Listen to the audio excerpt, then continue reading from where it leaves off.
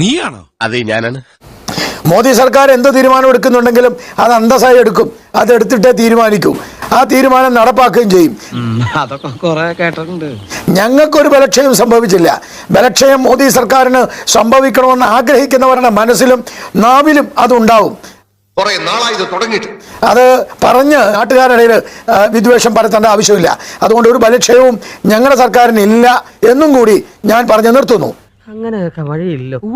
ഒറ്റയ്ക്ക് അധികാരത്തിൽ ഏറാൻ കഴിയാത്ത വിധത്തിൽ സീറ്റുകൾ നഷ്ടപ്പെട്ടത്, 60 സീറ്റിൽ ഏറെ നഷ്ടപ്പെട്ടത് ബലക്ഷയമല്ല എന്നാണ് വസ്തുതാപരമായി ശ്രീ ഗോപാലകൃഷ്ണൻ വിശ്വസിക്കുന്നതെങ്കിൽ അത് ഞാൻ താങ്കളുടെ യുക്തിക്ക് വിടുന്നു. ഇത്തവണയുള്ള ഒരു വ്യത്യാസം, കേരളത്തിൽ നിന്ന് BJPക്കും ഒരു ജനപ്രതിനിധി ഉണ്ട്. കേരളത്തിൽ നിന്നുള്ള BJP MP കേരളത്തിന് വേണ്ടി എന്തെങ്കിലും ആവശ്യപ്പെട്ടിരുന്നോ? അത് അനുവദിക്കപ്പെടാത്തതാണോ, അത് ആവശ്യപ്പെടാത്തതാണോ? ഈശ്വര, ഇതൊക്കെ എന്റെ തലയിലാവൂലോ. സുരേഷ് ഗോപി അദ്ദേഹം തൃശ്ശൂരിലെ ജനങ്ങളോടും എല്ലാവരോടും എയിംസ് കേരളത്തിൽ കൊണ്ടുവരുമെന്ന് പറഞ്ഞിട്ടുണ്ട്. ഈ വർഷം തന്നെ, ഈ അടുത്ത ബജറ്റിൽ എയിംസ് കൊണ്ടുവരുമെന്ന് സുരേഷ് ഗോപി പറഞ്ഞിട്ടുണ്ടോ? എന്നെ തേച്ചതാണല്ലേ? അദ്ദേഹത്തെ ജയിപ്പിച്ചത് 5 വർഷത്തേക്കാണ്. ആ 5 വർഷത്തിനുള്ളിൽ ഞങ്ങളത് കൊണ്ടുവരും. ഓക്കെ, ഈ വർഷത്തേക്ക് നിങ്ങൾ എന്തെങ്കിലും ആവശ്യപ്പെട്ടിരുന്നോ എന്നാണ് ഞാൻ ചോദിച്ചത് ശ്രീ ഗോപാലകൃഷ്ണൻ. പിന്നീട് വരെ അവസരം കിട്ടിയില്ലെങ്കിൽ മുഖ്യമന്ത്രി ആവശ്യപ്പെട്ടതോ കേരളത്തിൽ നിന്ന് ധനമന്ത്രി ആവശ്യപ്പെട്ടതോ കണക്കിലെടുക്കുന്നില്ലെങ്കിൽ പോട്ടെ, BJPയുടെ MP കേരളത്തിന് വേണ്ടി എന്തെങ്കിലും ആവശ്യപ്പെട്ടിരുന്നോ? അത് അനുവദിക്കപ്പെടാത്തതാണോ ആവശ്യപ്പെടാത്തതാണോ? ഭാരിച്ച ചോദ്യം ചോദിച്ച് എന്നെ വെറുതെ ബുദ്ധിമുട്ടിക്കണ്ട. BJPയുടെ MP വളരെ കൃത്യമായി കാർഷിക മേഖലയ്ക്ക് ഊന്നൽ കൊടുക്കണമെന്നുള്ള ഒരു താല്പര്യമാണ് ഇപ്രാവശ്യം മുന്നോട്ട് വെച്ചത്.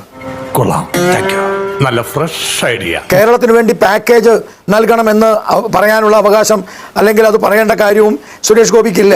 പിന്നെ എയിംസിന്റെ കാര്യം, കാർഷിക മേഖലയ്ക്ക് പ്രത്യേകിച്ച് എന്തെങ്കിലും പദ്ധതി ഉണ്ടോ? ഉറപ്പില്ലടാ. ഇത് യൂണിയൻ ബജറ്റ് ആവുമ്പോൾ കാർഷിക മേഖല എന്ന് പറയുന്നത് ഭാരതത്തിലെ മുഴുവൻ സംസ്ഥാനങ്ങൾക്കും ബാധകമാണ്.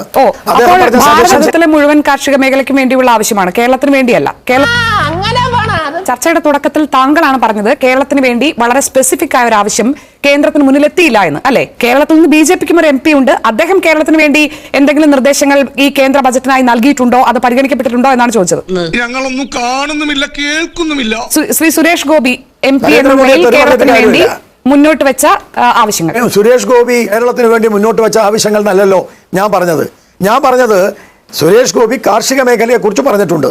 ബാക്കി എന്തൊക്കെ സുരേഷ് ഗോപി വെച്ചു എന്നുള്ളത് എനിക്കറിയില്ല. നന്ദി മാത്രമല്ലേ.